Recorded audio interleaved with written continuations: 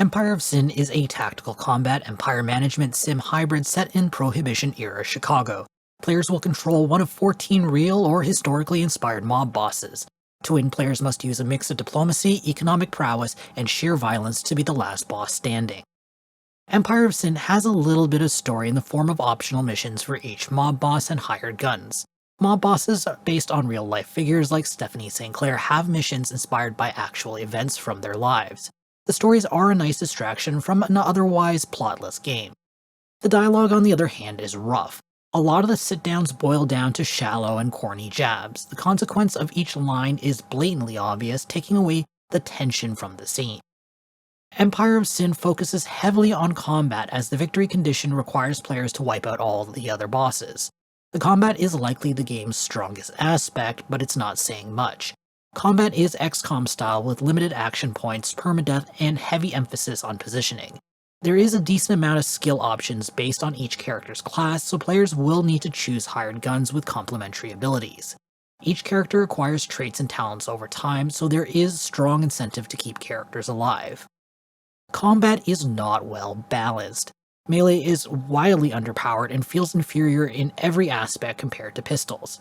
Rifles and sniper rifles dominate, especially in the hands of a boss. A sniper rifle can easily turn the game into a walk in the park or a very frustrating experience depending who is on the receiving end. The boss skills reflect the weapon imbalance, as those with firearms-based skills are at a significant advantage over their melee peers.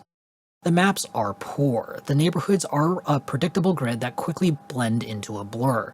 The combat maps are extremely limited, making combat feel repetitive. The combat maps also have serious choke point problems. For the player, there is no option for busting in through multiple entrances, so an early enemy grenade can severely cripple a team.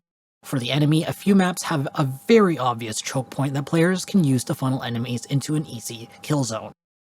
Empire management feels meaningless. Most upgrades lack impact, leaving alcohol quality and security as the only serious choices. Scouting around to clear the fog of war takes forever and feels unnecessary. Police are generally useless and are a minor nuisance at best. The diplomacy AI is poorly coded, and they make a lot of stupid decisions that lack reason. I encountered multiple instances where the AI would broker a business arrangement, then break them a few minutes later. I suspect this is related to the severe relationship decay that seems unavoidable. The game lacks polish. There are a variety of audio and gameplay bugs that plague every session. Some of them are game-breaking and require reloading old saves. Combat AI have issues that result in the AI running back and forth, which I suspect are related to enemy tracking. The basic controls work okay, but there is room for improvement. Dead bodies are difficult to click through, requiring players to find the very corner of the tile. There are a lot of missing quality of life functions that would make the game feel smoother. There is no option to auto-resolve small-time raids, yet the game offers a percentage chance of success. Combat could also use a way to speed up enemy actions, as fights with lots of enemies drag on. Navigating the UI can be rough. The idea of using table cells as shortcuts is a good one, but the developers have taken it too far. Right now, each cell takes players to a specific page for the individual racket. Navigating all the shortcuts can be a little overwhelming, and I think having each row serve as a shortcut to this racket's overview page would be a more user-friendly option. Navigating the map isn't much better. Finding quest locations requires a lot of scrolling around the map. An easy-to-find shortcut on the quest log would have been a better solution. Navigating the zoom between the worldview and the overview is made clumsy by a long delay. Shortening the delay or removing the ability to zoom out to the overview would feel better. Empire of Sin's gameplay is just unimpressive overall. The combat is repetitive. The best tactic seems to be attacking a few rackets run by minor gangs to get money and equipment for a team of hired guns, then rushing all the safe houses. Economy and diplomacy feels meaningless, requiring players to intentionally stall the game just to dabble in empire management. The visual experience is a mixed bag. The art style is nice. The world feels like the Prohibition-era gangster movies. There is a slight modern flair with some aspects like haircuts. The UI's visual elements have a lot of period-appropriate design elements.